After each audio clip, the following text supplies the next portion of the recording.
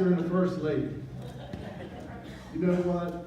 What a wonderful gift you all gave to your pastor and her wife. And I want to thank you for your generosity of your spirit in allowing them to go away so they can come back and be rested, renewed for the journey ahead. So give yourselves a big hand.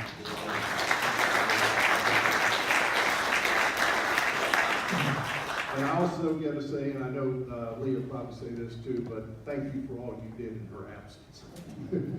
And for the many ways that you kept all the ministries here at Palm Beaches going while she was away. I know she felt like things were in good hands. Absolutely, absolutely. Well, you know what? I'm feeling very gay today. and you know, just today. But I don't know what happened. You know, I got in the car this morning and I turned on the windshield wipers, and it's a rental car, and so I hadn't seen them before. And the windshield wipers were gay. I mean, what's the usual this? They went, huh? And I said, what are we going to do next? YMCA? Oh, that was the way I started my day, folks. Yeah. So that gave me an idea. The scripture today says, stretch out your hands. So let's stretch out our hands this morning. Stretch out our hands. And let's just first turn our palms over first. And let's let go of anything that's keeping us from being fully present, from receiving the blessings God gives. Now turn your hands back over. Be ready to receive the blessings that God has in store for us today. We thank you, God, for the blessings we receive and the blessings yet to come. Amen. In Jesus' name, amen. Amen. All right. Well, here we are, part 2 of Transforming Faith. And this week we're talking about love. And what's love got to do with it? Ever heard that before? Somebody told me that might be a good song. But in our scripture, though, it says something about practicing real love. Practice, practice, practice. But, you know, I still am confused, though, a little bit about this practice thing. Because when I go to the dentist, they say, well, this is my dentist, practice. Right? I have a wisdom teeth needs removed. I don't want you to be practicing all me. Right? But we're talking about a different thing. About keep doing it something over and over again. And I believe that love is both a virtue and a practice. Now, I can just imagine that the Apostle Paul, he's there with the Corinthians. And the Corinthians are saying, Paul, what's love got to do with it? Knowing Paul, it's not going to be a short answer. It's probably going to be a long answer. But let's see what Paul had to say. I'm so glad you asked. Love is patient. Love is kind. It does not envy. It does not boast. It is not proud. It is not rude. It is not self-seeking. It is not easily angered. It keeps no record of wrongs.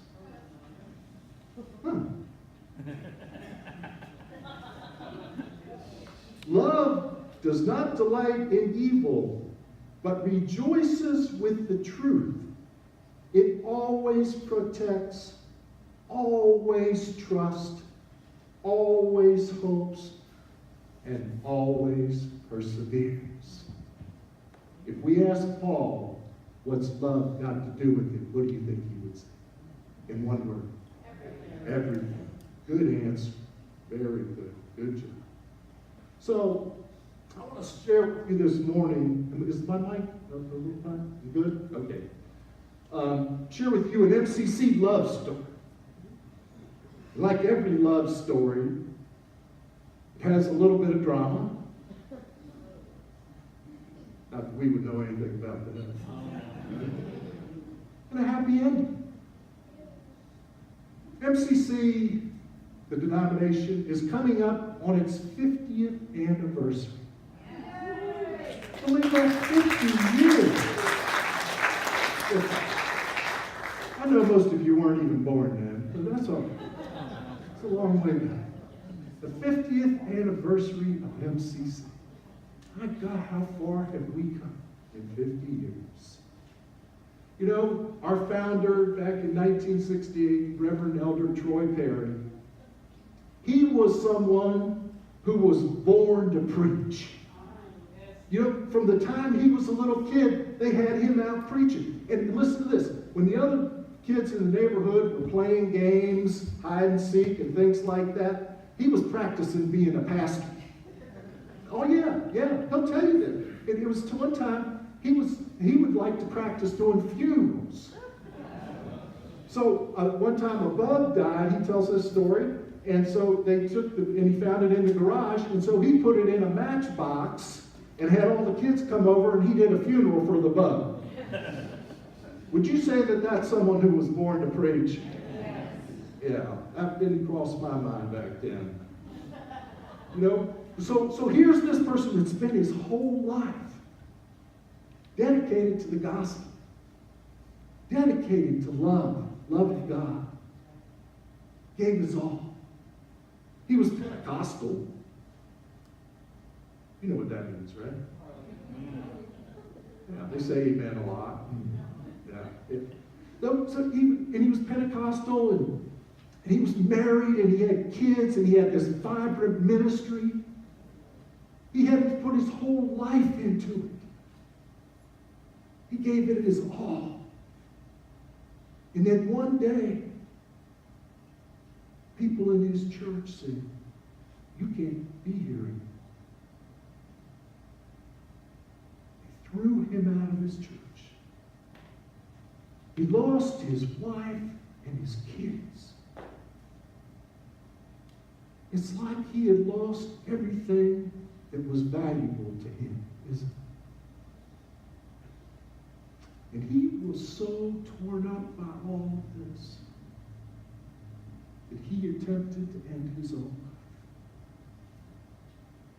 Thank you, God, that he did.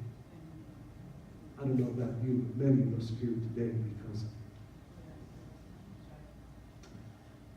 But see, Troy thought it was the end, but it was just the beginning.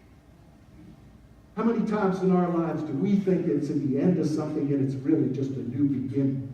We open our eyes and see the possibilities that God has for us. He went up to the mountaintop and he prayed up there for God. He said, "God, I know you. What is it? What is it? Why is all of this happening to me?" And what happened up there is profound. Because the message was that Troy knew deep in his heart, without a shadow of a doubt, that God loved him just as he is. That was the message.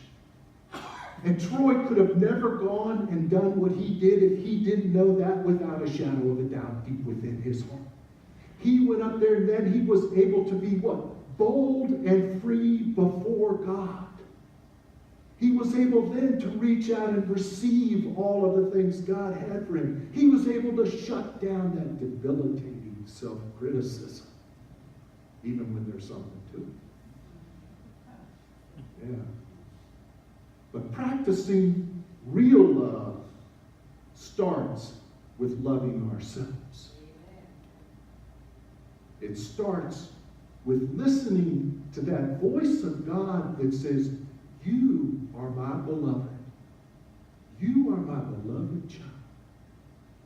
I have your name written on the palm of my hand." That's a very different voice than listening to the one of self-criticism, isn't it? Right? So who are we going to listen to? That divine voice that reminds us that I created you and you are good, that you are loved, and you are mine, or our own debilitating self-criticism. I invite you today, this transforming faith will hear that voice. here's that voice of that loving God, reminding us once again that even when we make mistakes, that you are mine. Because I've got you covered with my grace. And my grace is sufficient for all. God, who knows us more than we know ourselves, loves us unconditionally. Wow. If that isn't transforming you, I don't know what can be.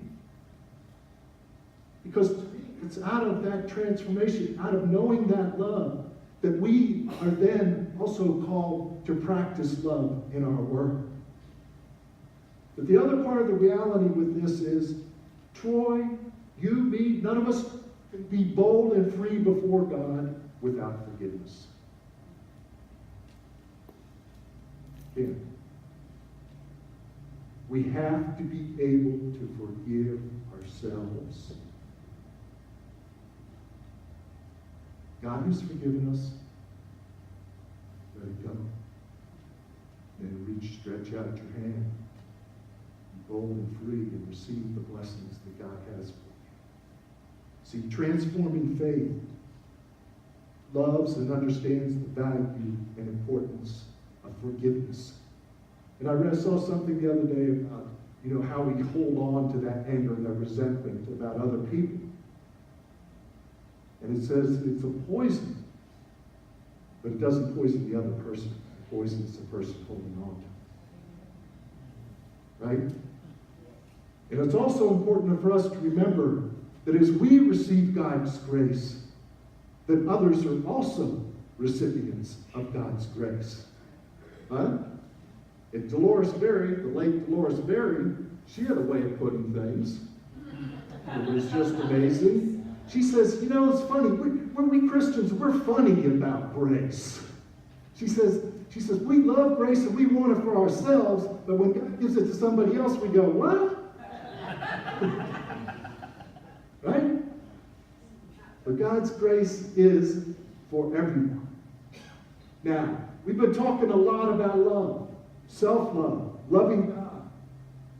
But don't confuse love with passivity. See, there's nothing passive about love. With Jesus, it was practice, not just talk, right? Right? Love is not always convenient or comfortable. Are any parents in here? But transforming love, once you've received that love of God, you can no longer turn a blind eye to injustice and inequality, can you? No, you can't. You see, because we are called then to follow God's commands to love one another. And then deeply and surely God lives in us and we live in God. And for Troy Perry, for 50 years, the centerpiece of his ministry has been what? Called the open table, we call it. The open table.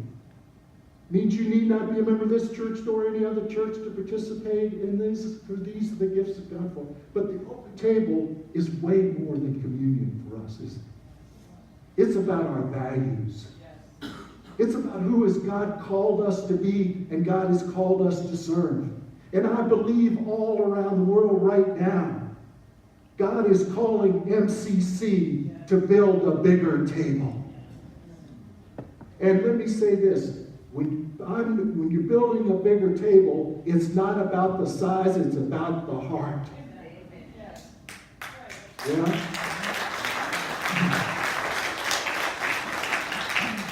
And so I want to encourage you today, MCC of the Palm Beaches, to build that bigger table. To open your hearts and ask yourselves, who's not yet here that God is calling? Who is out there on the margins feeling left out? Who are the spiritual nomads of our day that are looking for a place to be fed and nourished in community? I believe that every time we bring more love into the world, we are bringing more God into the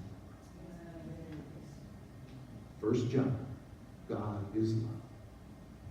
Every time you bring more love into the world, you're bringing more God into the world. Isn't that a beautiful thing? Could you think of anything else the world needs more right now? Huh? Yeah. So what's love got to do with it? See, you got to get your part. Let's try again. What's love got to do with it? Everything. What's love got to do with it? Everything.